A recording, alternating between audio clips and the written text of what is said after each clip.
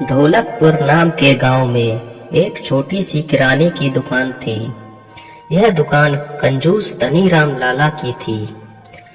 वह धनीराम लाला गांव वालों को ज्यादा दाम में अनाज बेचकर उनसे धोखा करता था। उसके घर में उसकी पत्नी और उसका पालतू तोता भी था। तोता बोलने वाला था और उसके बचपन का साथी था, इसलिए लाला उस तोते से विशेष स्नेह करता था। यह बात लाला की पत्नी को बिल्कुल पसंद नहीं थी। लाला जब भी घर पर होता तो तोते से बातें करता रहता। उस तोते की एक खासियत थी कि वह जो बातें सुनता उन्हें दिन भर दोहराता रहता। इससे लाला को भी खबर रहती थी कि उसके घर के पीछे क्या हो रहा है। चूड़ी ले लो, लाल हरी नीली पीली चूड़ियाँ ले लो भैया चूड़ियाँ ले लो। अरे ओ चूड़ी वाले, रुको जरा चूड़ियाँ दिखाओ।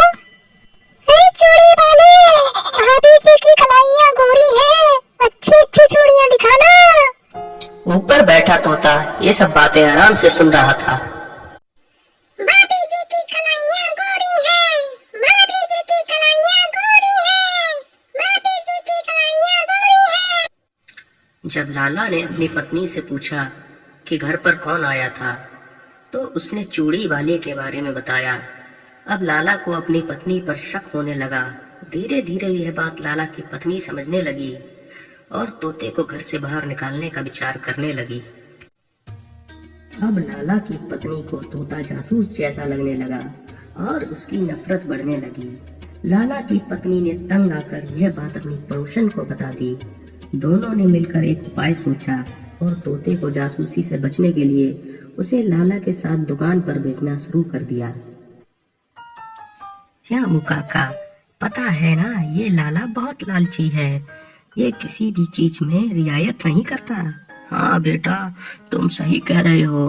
लाला लालची है, लाला लालची है, लाला लालची है।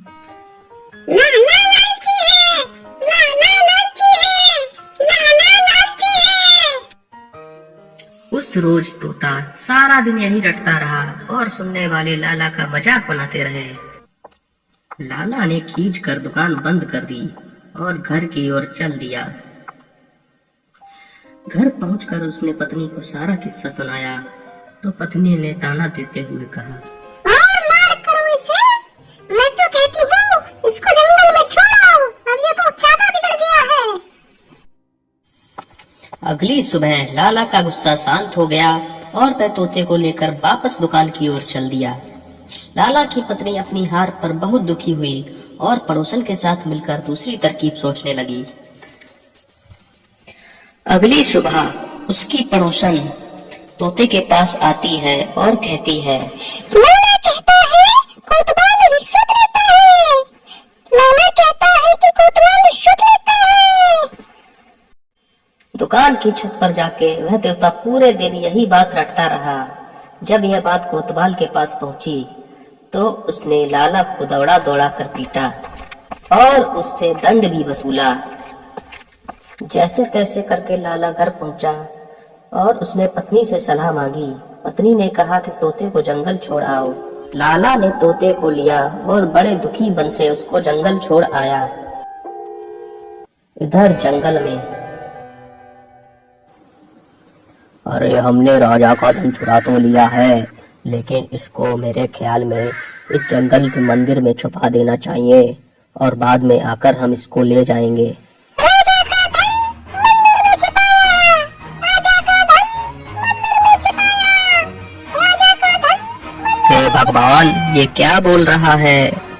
लगता है इसने कुछ देख लिया है। इससे पहले कोतवाल को पता चले, मैं खुद ही इसको लेकर राजा के पास पेश हो जाता हूँ। बिना एक पल गवाए लाला तोते को लेकर राजमहल की ओर चल दिया। लाला ने एक एक करके सारी बातें राजा के सामने रख दी और बताया कि आपका धन जो चोरों ने चुराया है वो मंदिर में छिपा रखा है। राजा ने सेनापति को तत्काल आदेश दिया कि वह जंगल में बने मंदिर में जाकर उन चोरों को पकड़ कर लाए। लाला की वजह से वह चोर पकड़े गए और राजा का धन भी बरामद हो गया। राजा लाला से बहुत खुश हुए और ढेर सारा धन देकर उन्हें सम्मानित किया। लाला को यह बात समझ में आ गई थी कि अब मुझे लालच छोड़ देना चाहिए और ईमानदारी से अपना धंधा करना चाहिए।